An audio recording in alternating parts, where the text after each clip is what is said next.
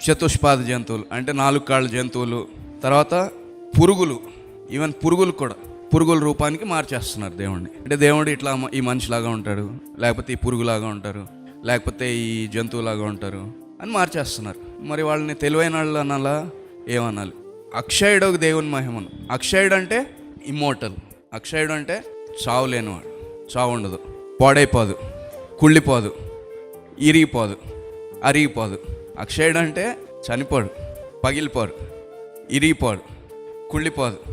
ఇవి అంటే మనిషి రూపం, పక్షి రూపం, చతుష్పాద జంతువు అంటే 4 కాళ్ళ జంతువులు. మనకు తెలుసు మన సాంప్రదాయంలో 4 కాళ్ళ జంతువులు.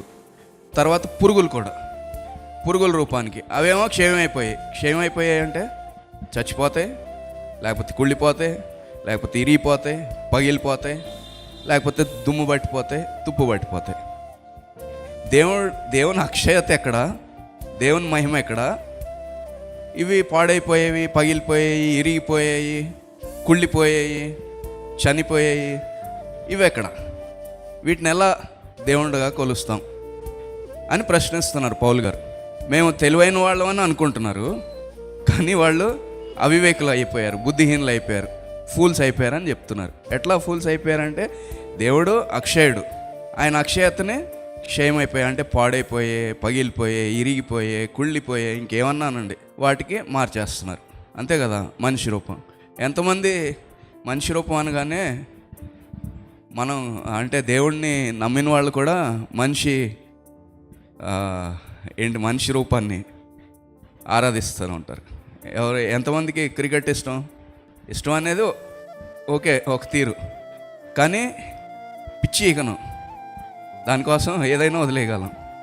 తర్వాత క్రికెట్లో ఒకడెవడో ఉంటాడు, వాడు మన హీరో అంతే, వాడు మనకు ఒక గాడ్ ఫాదర్ లాగా, ఒక దేవుడి లాగా అనమాట.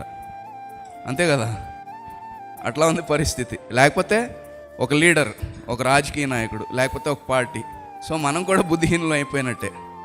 అట్లా వాళ్ళని ఆరాధిస్తా అంటే వాళ్ళని మనకి ఒక ఐకాన్ అంటారు కదా. ఐకాన్ అంటే తెలుగులో ఏమంటారు? ఒక అంటే దాదాపు ఒక విగ్రహంలాగా. ఈ నా ఫేవరెట్ ప్లేయర్ అంటే ఈ ప్లేయర్ అంటే, ఈ ఆటగాడు అంటే నాకు బాగా ఇష్టం, లేకపోతే ఈ లీడర్ అంటే చాలా ఇష్టం. ఇంకా వాడు ఏం చేసినా పర్వాలేదు, మంచి చేసినా చెడు చేసినా, లేకపోతే ఈ పార్టీ అంటేనో, లేకపోతే ఇదంటేనో, ఇంకోటి అంటేనో చాలా ఇష్టం. అప్పుడు అది ఏమవుతుంది? మనం కూడా బుద్ధిహీనులు అయిపోతున్నాం, ఎందుకంటే మనుషుల్ని ఆరాధన చేస్తున్నాం.